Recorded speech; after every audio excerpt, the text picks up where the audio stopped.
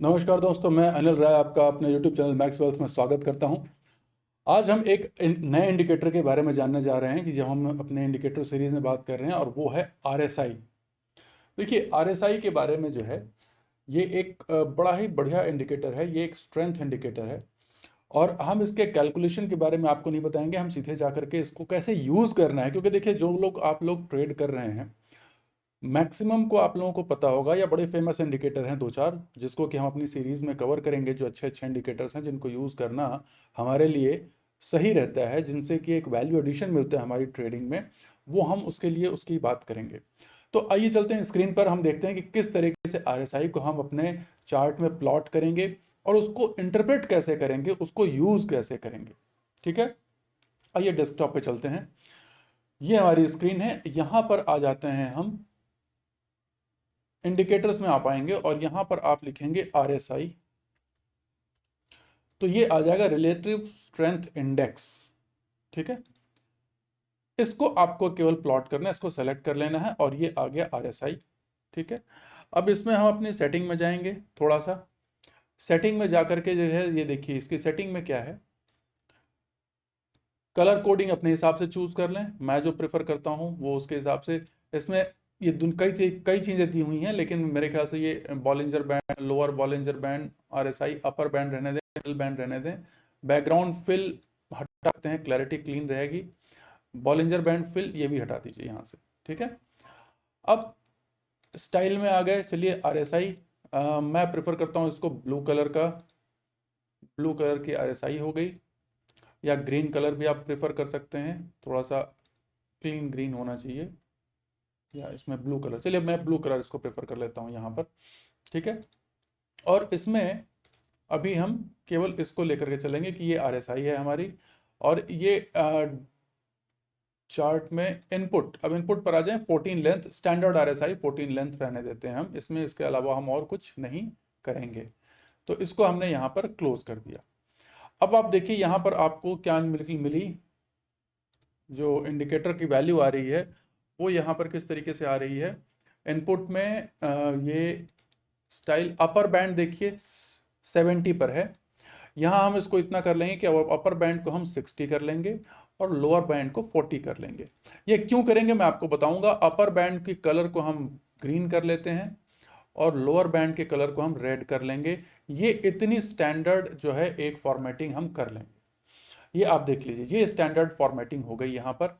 और इसको हम डेली चार्ट में आ जाते हैं, और अब हम आते हैं शेयर्स के ऊपर में।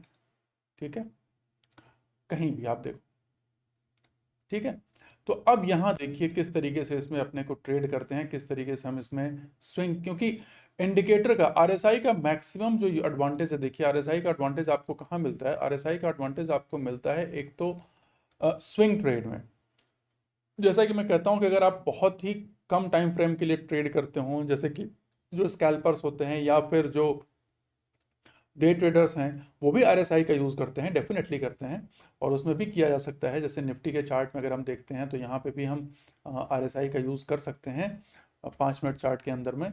लेकिन प्रेफर किया जाता है कि उसमें बेटर ये है कि उसको जो है डायरेक्टली हम ट्रेड करें प्राइस एक्शन के बेस पे विदाउट इंडिकेटर। क्योंकि कोई भी इंडिकेटर होता है वो जनरली वो लैगिंग होता है। तो RSI के साथ भी यही इशू है। RSI कोई लीडिंग इंडिकेटर नहीं है। लेकिन RSI क्या है, RSI कोई ट्रेंड इंडिकेशन नहीं है। देखिए, इंडिकेटर कई तरह के होते हैं। कुछ इंडिकेटर होते हैं जो ट्रेंड बताते हैं, जैसे कि मूविंग एवरेज हो गया, MACD हो गया। MACD के ऊपर हम अलग से एक वीडियो लेके आएंगे। ये है ऑसिलेटर्स, ये ऑसिलेटर कहलाता है। इसकी वैल्यू आप देखेंगे तो ये 20 से लेकर के 80 के बीच में ये ऑसिलेट करती रहेगी। ठीक है, ये 80 से ऊपर भी जा सकती है, मतलब कहने का 0 से लेकर 100 के बीच में वेरी करती रहती है। 0 से लेकर 100 के बीच में ये मूव करती रहती है। तो ये इसको ध्यान में रखना है। और इसकी वैल्यूएशन, इसकी जो मूवमेंट है, इसको हम कैसे इंटरप्रेट करते हैं, ये बहुत ही सिग्निफिकेंट और इंपॉर्टेंट पॉइंट है। अब इसमें क्या है कि देखिए यहाँ पर इसमें बहुत छोटे टाइम फ्रेम पे इसकी एक्यूरेसी जो है वो सही नहीं रहती है। और ये आपको एक स्ट्रेंथ बताता है। ये क्या है, RSI क्या है, रिलेटिव स्ट्रेंथ इंडेक्स। इसका नाम ही है रिलेटिव स्ट्रेंथ इंडेक्स। तो उससे हमें कुछ इंडिकेशन मिलता है कि हम किस तरीके से इसको ट्रेड करें। जैसे मैं अगर इसमें शेयर्स के बारे में आता हूँ, चलिए कैनरा बैंक में आ जाते हैं। ये देखिए, यहाँ पर हम कैसे इसको ट्रेड करेंगे, कैनरा बैंक में ये हमारा देखिए ये चार्ट आ गया। इसकी वैल्यू में दो चीज़ें इंपॉर्टेंट हैं। जनरली कहा जाता है कि जब ये 20 के पास हो तो ये ओवरसोल्ड, 20 के नीचे जाने से या 20 के पास होने से ये ओवरसोल्ड टेरिटरी मानी जाती है, यानी ये ओवरसोल्ड में हो गया। अब यहाँ से एक रिवर्सल होगा। जब ये 80 के आसपास चला आए या 80 से ऊपर की वैल्यू दिखाने लगे, तब आप समझ लीजिए कि यह जो है ओवरबॉट कैटेगरी में आ गया। ओवरबॉट कैटेगरी में आने के बाद अब यहाँ से यह है प्रॉफिट बुकिंग हो सकती है और एक रिवर्सल आ सकता है, लेकिन ये हमेशा सही नहीं है। मैं आपको बताऊं, जैसे आप इस केस में देखें, मैं आपको एक एग्जांपल देता हूं टाटा एलेक्सी के केस में। देखिए टाटा एलेक्सी के केस में आप ध्यान से देखिए तो ये शेयर जो है यहाँ से देखिए इस जगह 800 के बाद जब इसमें ब्रेकआउट है तो ये कंसिस्टेंटली आप देखो एक ट्रेंड पे चलता चला जा रहा है। ठीक है, अगर हम यहाँ से ट्रेंड लाइन खींच दें, ठीक, तो ये ट्रेंड एकदम इसने कब जाकर के ब्रीच की है, ट्रेंड लाइन ना के बराबर ब्रीच की है, केवल यहाँ जाकर के नवंबर 21 में ब्रीच की है और उसके बाद फिर वो साइडवेज होने लगा है। लेकिन आप यहाँ देखो, लेकिन इस दौरान अगर आप आरएसआई को देखेंगे तो आरएसआई आपको मिसलीडिंग इंडिकेशन देगा। जैसे आरएसआई जब यहाँ आ गया था 80, यहाँ इस जगह पर 80 के पास था, तो यहाँ अगर पूछे कि नहीं नहीं यहाँ आ गया और तब प्राइस थी कितनी 1164 और ये 80, तो अगर कोई सोचे कि अरे नहीं ये तो 80 के आसपास आ गया, अब तो यहाँ खरीदना ठीक नहीं है, या 80 के आसपास आ गया अब मैं अपना प्रॉफिट बुक कर लूँ, जैसा कि ट्रेडिशनल सेंस कहता है। ट्रेडिशनल लोग क्या कहते हैं कि जब 80 के पास चला जाए तो आपको प्रॉफिट बुक कर लेना चाहिए, जब 20 के पास चला है तो आपको बाय कर लेना चाहिए। नहीं, यहीं पर एक डिफरेंस मैं आपको बताना चाहूंगा कि आपको ये नहीं करना है। ठीक है, अगर आप स्विंग ट्रेड करेंगे या पोजिशनल ट्रेड करेंगे, कोई भी ट्रेड लेते हैं, मोमेंटम ट्रेड लेते हैं, जब भी आप आरएसआई को यूज करेंगे तो आप इसका मतलब ये कतई ना समझें कि अगर ये 20 के पास है तो आपको बाय कर लेना है और अगर 80 के पास है तो आपको सेल कर लेना नहीं। ये आपको स्ट्रेंथ बताता है। ये क्या बताता है, जैसे देखिए 20 के पास आने का मतलब क्या है कि इसके अंदर जो है इसकी जो ये जो फॉल है वो मतलब रेड कैंडल्स इसमें ज़्यादा बन रही हैं और वो गिरावट ज़्यादा हो रही है, क्लोज जो है वो नीचे की तरफ ज़्यादा है, इसलिए वो नीचे की तरफ गिरता चला जा रहा है। जब वो धीरे धीरे ऊपर 50 के ऊपर जाने लगता है तो आप समझो कि अब इसमें अपसाइड स्ट्रेंथ आ रही है, बाइंग स्ट्रेंथ आ रही है। और जब वो 60 के ऊपर चला जाता है तब आप समझो कि जैसे गाड़ी कहते हैं ना, अब 60 की स्पीड में गाड़ी चलेगी तो गाड़ी की जो डिस्टेंस कवर करने की स्पीड होगी वो कितनी होगी, ज़्यादा होगी। इसी तरीके जब वो अगर 80 की स्पीड में चल रही है अगर कोई व्हीकल, तो क्या होगा, वो कम समय में ज़्यादा डिस्टेंस ट्रेवल करेगी। तो आप इसको वैसे समझो कि अब उसमें मोमेंटम आया, ये मोमेंटम इंडिकेटर है, ये आपको बताता है कि अब इस स्क्रिप्ट में, अब इस शेयर में, अब इसमें इंस्ट्रूमेंट में अब मोमेंटम आया, अब तो इसने स्पीड पकड़ी है। हमेशा ध्यान रखना, ये जो ट्रेडिशनल अगर आप लोग कहीं देखेंगे तो उसमें हो सकता है अगर कहीं आप पढ़ें इसके बारे में तो उसमें कहे कि भाई 80 ओवरबॉट। ओवरबॉट मतलब आप यहाँ की अगर ऑलरेडी 80 पहुंच गया इंडिकेटर तो आप खरीदे नहीं, नहीं, कोई ज़रूरी नहीं है। ऐसा एकदम भी नहीं है कि अगर 80 आ गया तो ऊपर नहीं जाएगा। एग्जाम्पल आपको दिखा रहा हूँ, यहाँ पर ध्यान से देखें आप, यहाँ पर वो 80 टच कर चुका है, ठीक है, और वैल्यू है कितनी, वैल्यू है 1142 रुपए के आसपास, यानी 1140 रुपए के आसपास। उसके बाद क्या हुआ देखो, उसके बाद ये थोड़ा ऊपर गया, थोड़ा सा इसने डिप लिया ट्रेंड लाइन पे, ये एकदम नीचे आ गई, कहां तक आ गई, 50 पे ही आई, 50 के नीचे नहीं गई। लेकिन उसके बाद आप देखो सस्टेन करते हुए कहां तक गया, ये 1100 पे 80 पे था और उसके बाद ये देखो कितनी बार ऊपर नीचे ऊपर नीचे ऊपर नीचे ऊपर नीचे हो रहा है। तो ये इस जगह पर इसीलिए कहता हूं कि प्राइस एक्शन बेस्ड हमेशा आप ट्रेड लीजिए। आपको देखिए इसी से क्लियर समझ में आ जाएगा। आरएसआई यूज तो करना है लेकिन ब्लाइंडली यूज नहीं करना है कि 80 पे आ जाए तो सेल कर लें और 20 पे आ जाए तो बाय कर लें, क्योंकि ये देखो आप यहाँ देखिए इसको कितना बढ़िया अपसाइड यहाँ से चलता चला जा रहा है। ठीक है, तो हमेशा price action is giving going to give you more accurate result. हाँ, अब इसका क्या काम है, तो इसका कोई काम ही नहीं एकदम है। इसका काम क्या है आप देखो, इसका काम क्या है, ये जो दो लाइन आप देख रहे हो ना, ध्यान से देखना, इसको कैसे प्रोफेशनल ट्रेडर्स कैसे यूज करते हैं। जब तक कोई भी, जब कोई ट्रेंड, जो लोग कहते हैं ना, जब कोई शेयर जो है अपने अपसाइड की तरफ मूव करना शुरू करता है तो वो वेट करते हैं जब तक कि आरएसआई 60 के आसपास नहीं आ जाए। जब वो 60 के ऊपर निकलने लगती है ना, तब फिर वो यहाँ पोजीशन लेते हैं। ठीक है, क्योंकि 50 के नीचे हो सकता है या 50 के आसपास हो सकता है, 50 जो है वो न्यूट्रल रेंज है, मतलब पता नहीं वो ऊपर भी जा सकती है तो नीचे भी आ सकती है। लेकिन 60 के ऊपर जाने का मतलब यह है कि अब इसमें पॉजिटिव मोमेंटम, अपसाइड मोमेंटम बनना शुरू हो गया, बन चुका है, और इसकी स्पीड अब ये पकड़ने वाला है। और 80 70 अगर आ जाता है तो 70 बहुत ही अच्छा मोमेंटम है, और यहां से देखो उसका एडवांटेज आपको दिखता चला जाएगा। ठीक है, ये है इसका तरीका, एक तरीका। अब इसमें इसको यूज कैसे करते हैं, निफ्टी में कैसे इसको यूज करते हैं, ये देखिए निफ्टी में इसको अलग अलग टाइम फ्रेम पे कैसे यूज किया जाता है।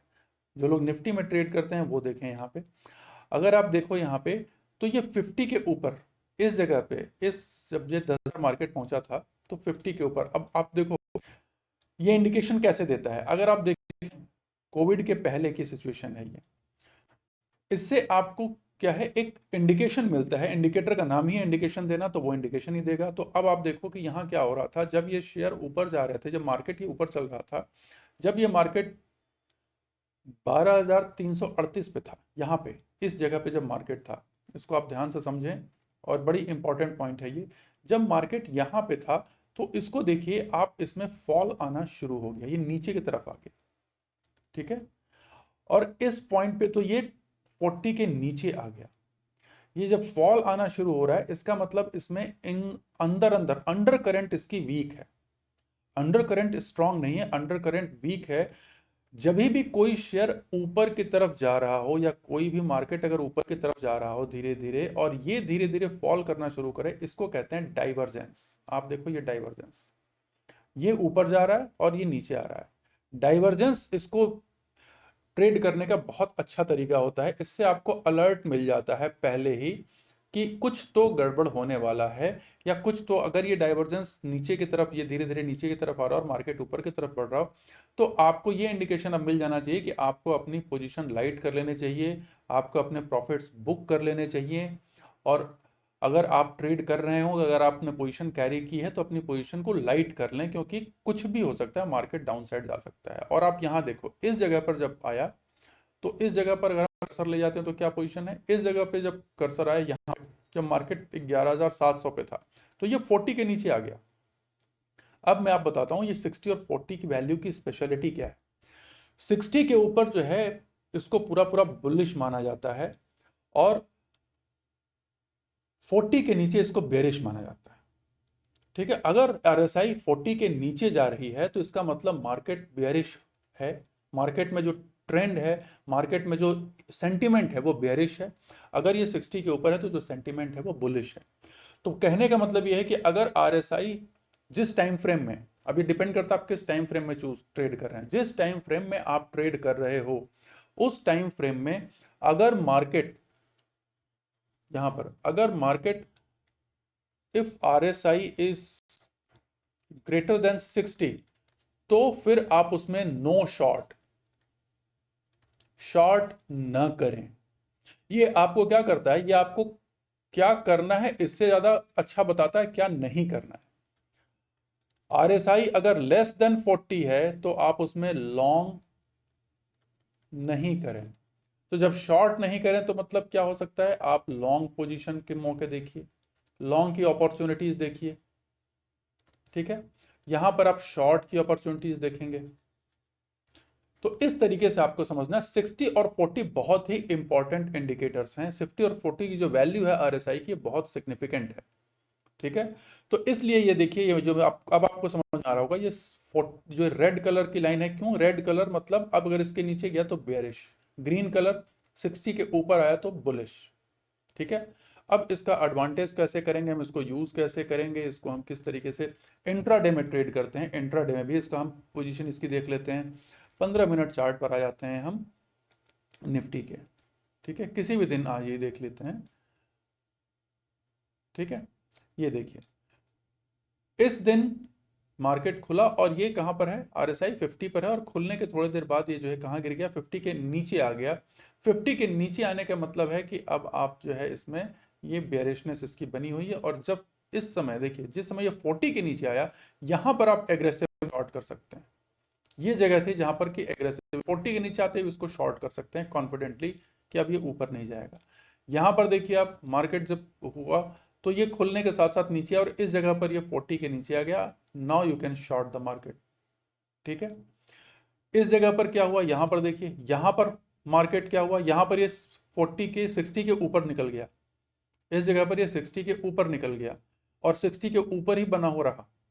जो शुरू का ओपनिंग बैलेंस है उसमें देखिए शुरू के 1 घंटे तक 10 बजे तक ये यहीं पर बना रहा। तो मतलब क्या, अब क्या इसमें कोई शॉर्ट करने की सोचेगा तो उस दिन उसका क्या हश्र होता, आप देख लीजिए यहाँ पे। अगर कोई शॉर्ट करने की सोचता, मैं 5 मिनट चार्ट में आपको और क्लियर समझ में आएगा।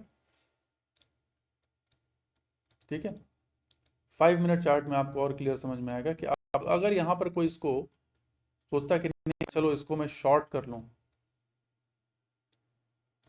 तो उसकी ये यहाँ 18 तारीख, अगर यहाँ पर कोई सोचता कि मैं इसको शॉर्ट कर लूं चूंकि इसकी वैल्यू 60 के अबव है क्लियरली, तो यहाँ पर शॉर्ट जो करता वो उसको लॉस होता, डेफिनेटली लॉस होता।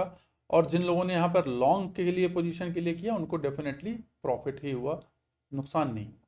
ठीक है, अब देखिए ये क्या बताता, प्लस एक और भी चीज़ बताता है। आप 20-21 तारीख के बीच का देखिए, 20-21 तारीख के बीच में जो है ये खुलने के साथ साथ यहाँ पर अब है, आप यहाँ पर लॉन्ग पोजीशन के लिए कर सकते थे, लेकिन सेकेंड हाफ में धीरे धीरे देखिए यहाँ पर फॉल होने लगा और जब फॉल होकर के ये 40 टच कर गया तो आपका स्टॉप लॉस जनरली यहाँ पे हिट हो जाएगा और फिर आपको ट्रेड नहीं करना। जब ये 60 और 40 के नीचे बीच में ही मूव कर रहा हो तो जनरली वो साइडवेज मार्केट कहलाता है और इसका फायदा उठाते हैं कौन, इसका फायदा उठाते हैं वो लोग जो ऑप्शन सेलर्स होते हैं। जब ये 60 और 40 के बीच में ही रेंज करता रहता है तो उसका फायदा जो है वो जनरली देखिए टाइम फ्रेम वो बढ़ा लेते हैं। देखिए 15 मिनट का टाइम फ्रेम है, तो उसमें जब देखते हैं कि जब भी ये 60-40 के नीचे है तो वो स्ट्रैंगल या स्ट्रैडल सेल करने की स्ट्रैटेजी अपनाते हैं यहाँ पे। जैसे देखो आप इस दिन लगभग मार्केट एक रेंज में ही रहा, एक रेंज में ही रहा, तो ये इसका कोई बहुत फर्क नहीं रहा इसमें।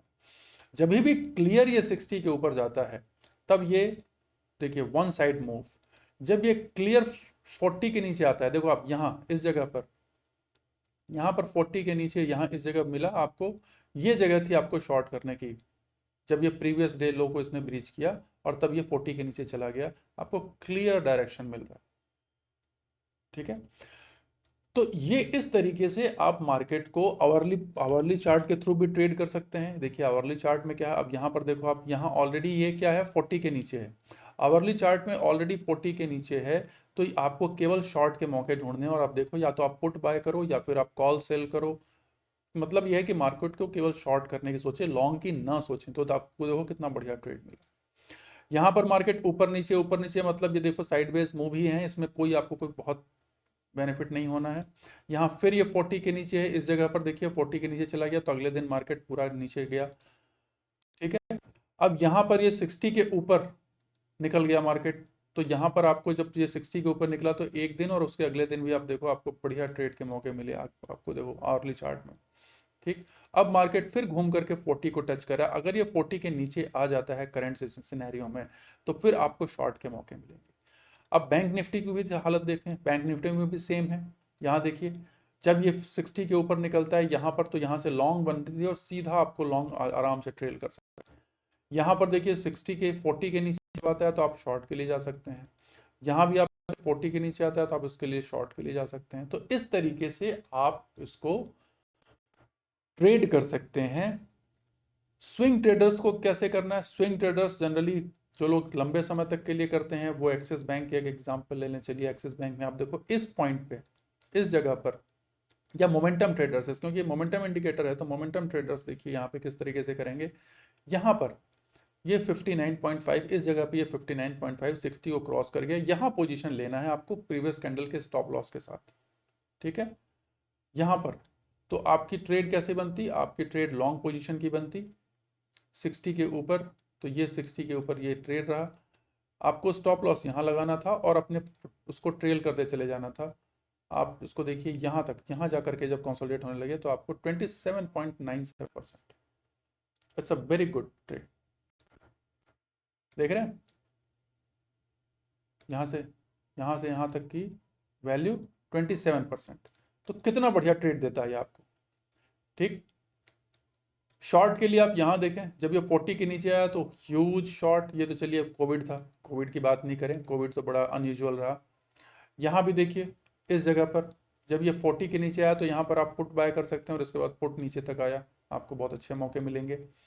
अगेन आप अगर देखें यहाँ पे तो अभी जब तक ये 40 के नीचे नहीं आए आप डिसाइसिवली शॉर्ट न करें इसको, ठीक है। अब आप कहेंगे सर ये देखिए यहाँ तो क्लियर बन रहा है, यस देखिए अगर आप प्राइस एक्शन को लेकर चलेंगे तो यहाँ पर आपको एक क्लियर ट्रेड बन रहा है। क्यों? क्योंकि आप क्या करेंगे इस कंडीशन में, आप यहाँ से एक ट्रेंड लाइन खींचेंगे जनरली, ठीक, आप यहाँ पर एक ट्रेंड लाइन लेके चलेंगे और जैसे ही ये इस ट्रेंड लाइन को ब्रीच करता है, यहाँ पर ये ट्रेंड लाइन बन रही है और इस ट्रेंड लाइन को जब ब्रीच करता है तो फिर आप यहाँ पर शॉर्ट के लिए कर सकते हैं। लेकिन ये ट्रेंड लाइन ये प्राइस एक्शन के लिए है और ये हम बात कर रहे हैं यहाँ पर आरएसआई की।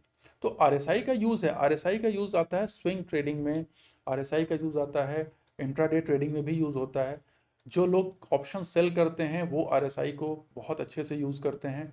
जैसे मैंने कहा यहाँ देखो आप इस डेली चार्ट में आप देखो एक्सिस बैंक में ये यहाँ पे 40 के नीचे चला गया इस जगह पे, ये कब की बात है नवंबर में जब ये 40 के नीचे गया तो यहाँ पर क्या करेंगे, जब 40 के नीचे जाते हैं वो फुल स्पीड में सेलिंग करेंगे, मतलब फिर वो सोचेंगे नहीं, फिर वो अपनी एग्रेसिव होकर सेलिंग करेंगे। एग्रेसिव सेलिंग होती है 40 के नीचे और 60 के ऊपर एग्रेसिव बाइंग, ठीक है। तो बाइंग इन द सेंस भाई देखो जो लोग जो सेलर्स हैं, जो ऑप्शन सेलर्स हैं वो तो हमेशा सेल ही करते हैं। तो जब वो 60 के ऊपर जाता है तो वो पुट सेल करते हैं एग्रेसिवली, जब ये 40 के नीचे आता है तो वो कॉल सेल करते हैं एग्रेसिवली और अपनी पोजीशन साइज ह्यूज रखते हैं। इस तरीके से वो बहुत तेज एडवांटेज लेते हैं। जब मार्केट साइडवेज होता है, बीच में होता है इस तरीके का, जैसे देखो आप यहाँ इतने दिनों तक कॉन्सोलिडेट कर रहा है तो ये क्या कर रहा है, ये इसी जगह पे रेंज कर रहा है।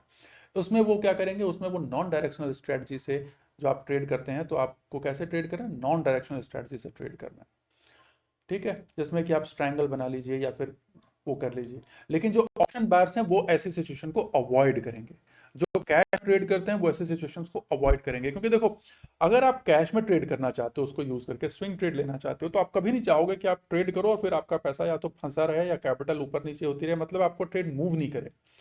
कई बार ऐसा होता है कि आप कहते हैं कि भाई हमने तो बाय कर लिया लेकिन वो ट्रेड यार मूव ही नहीं कर रहा है और हमारे बाय करते वो गिर जाता है कई बार, ठीक है। तो उसके रीजन ये होता है कि आप देखिए यहां पर जब आप 60 के ऊपर, यहां पर 60 के ऊपर जब आप इस जगह पे बाय करेंगे तो आपको 710 से लेकर के 745 30 रुपीज का, यानी कि 5-6% का 2 से 3 दिन के अंदर मिल गया, मोमेंटम रहता है। फिर अगेन आप यहां बाय करते हो तो देखो यहां पे आप बाय करते हो तो एक दिन के अंदर, यहां देखो 2-3 दिन के अंदर में 45 से लेकर के और 805 तक, तो आपको 50 रुपए 55 रुपए का सीधा सीधा एक हफ्ते के अंदर मिल गया। फिर यहाँ फॉल हो रहा है तो आप उसको भी ऐसी सिचुएशन में, जब फॉल हो रहा है तो जब 60 के नीचे, जब एक हाई पर जाके 60 के नीचे आने लगे, उसको भी यूज किया जाता है कि जब ये काफी मोमेंटम ले चुका है और एक हाई पर जाकर के वो 60 के नीचे फॉल हो रहा है और उसका जो फॉल का जो डिग्री है, ये देखिए फॉल की जो डिग्री है ये यहाँ पर 45 डिग्री है यहाँ पे, तो यहाँ पर भी सेलिंग की जा सकती है। अगेन आप देखो यहाँ 45 डिग्री अप है राइज, तो उसमें भी आप यहाँ से लॉन्ग पोजीशन जा सकते हो। फिर इस तरीके से आप बार बार उसको कर सकते हो। यहाँ इस जगह जब ये 40 के नीचे आ जाए, यानी कि इस जगह से एग्रेसिव सेलिंग हो सकती है और यहाँ से यहाँ तक में आप अच्छा पैसा बना सकते हैं। अगेन जब ये यहाँ से 40 के ऊपर राइज करना शुरू करे तो आप अपनी पोजिशन थोड़ा थोड़ा बिल्डअप कर सकते हो। जब ये 60 के ऊपर आ जाए तो आप एग्रेसिवली अपनी पोजीशन बढ़ा सकते हो और फिर एक जगह पर आप प्राइस एक्शन को ध्यान में रखते हो या अपनी प्राइस जो अपनी स्टॉप लॉस है उसको ट्रेल करते हुए उसको एग्जिट कर सकते हो। तो ये तरीके हैं।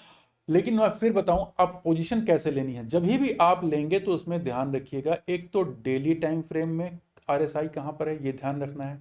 अगर डेली टाइम फ्रेम में आरएसआई 60 के ऊपर है, ठीक है, और राइजिंग है, ये ध्यान रखिए, राइजिंग है कि फॉलिंग है देखना है। जैसे यह 60 के ऊपर तो है लेकिन फॉलिंग है, उसमें आपको कुछ अवॉइड करना है। जब ये 60 के ऊपर है और राइजिंग है उस समय आपको शॉर्ट नहीं करना है। फिर आपको देखना है भाई 1 घंटे के टाइम फ्रेम पे, 1 घंटे के टाइम फ्रेम पे भी ये 60 के ऊपर है और राइजिंग है तो आपको लॉन्ग लेना है। फिर आपको जाना है 15 मिनट या 5 मिनट के टाइम फ्रेम पे और यहाँ देखो यहाँ भी 60 के। तो तीनों टाइम फ्रेम में जब ये 60 के ऊपर है तो उस दिन आपको क्लियरली बोल्डली लॉन्ग ट्रेड लेना है, ठीक है, और आपको उसमें बहुत अच्छा ट्रेड मिलेगा। सिमिलरली जब आप डेली टाइम फ्रेम में अगर देखें कोई भी स्टॉक या मार्केट कोई भी इंडेक्स अगर वो 40 के नीचे है, ठीक है, और वो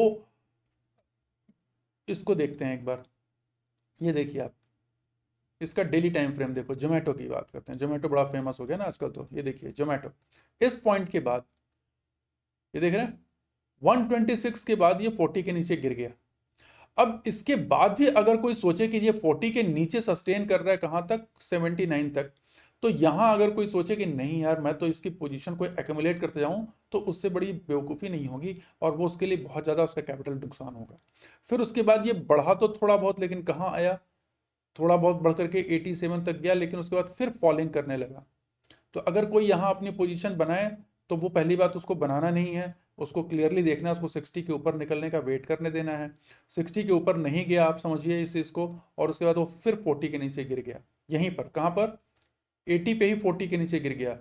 तो क्या आश्चर्य है कि मार्केट साफ कह रहा था कि भैया ये गिर रहा है, ठीक है, ये गिर रहा है और इसमें अब बढ़ने जैसा कुछ नहीं है, ये बहुत तेजी से नीचे आया और उसके बाद देखो अब कितना डीप फॉल हुआ है ये, ठीक है। तो ये सब चीजें ध्यान रखनी है। आरएसआई को आपको ऐसे ट्रेड करना है, आरएसआई आपको स्ट्रेंथ का इंडिकेशन देता है, 60 के ऊपर है वो अपसाइड स्ट्रेंथ है, 40 के नीचे है तो वो वीकनेस है, ठीक है, वो डाउन साइड वीकनेस है। तो ऐसी सिचुएशन में जो लोग स्विंग ट्रेडर हैं, हमेशा अगर आप कैश में डील करते हो, कैश में ट्रेड करना चाहते हो, तो ऐसे सिचुएशन में आगे हम निकलते हैं, ऐसे सिचुएशन में आप हमेशा ये ध्यान रखें कि जब भी ये 40 के ऊपर नीचे आता है, तब उस समय आपको उसकी पोजीशन को बाय नहीं करना है, एवरेज भी नहीं करना, एवरेज करने से भी बचें, आपके कैपिटल ट्रैप हो सकती है, आपके कैपिटल फंस सकती है, ठीक है। और एवरेजिंग तो देखिए वैसे भी मैं बताऊं, जो लोग भी करते हैं यू शुड नेवर एवरेज, अपना एक स्टॉप लॉस रखो, जैसे ही आपका स्टॉप लॉस हिट होता है आप ट्रेड से बाहर हो जाओ। गिरते हुए शेयर को कभी भी एवरेज ना करें, इसके ऊपर मैं एक अलग से वीडियो बना दूंगा, आपको बताऊंगा उसमें क्यों ना करें, लेकिन ये दिमाग में बिठा लें कि गिरते हुए शेयर को कभी भी एवरेज नहीं करना चाहिए। अब उसके बाद जब 60 के ऊपर जाता है तो आपके पास स्ट्रेंथ है, उस स्ट्रेंथ का आप एडवांटेज उठाएं और उसको अपने पॉजिटिव तरीके से, अपने सही तरीके से ट्रेड करें, तो आपको पूरा एडवांटेज मिलेगा। आरएसआई के साथ आप प्राइस एक्शन को इंक्लूड करें, प्राइस एक्शन देखिए मदर ऑफ ट्रेडिंग है, टेक्निकल चार्ट की जो मदर ऑफ टेक्निकल एनालिसिस है ना, वो प्राइस एक्शन है।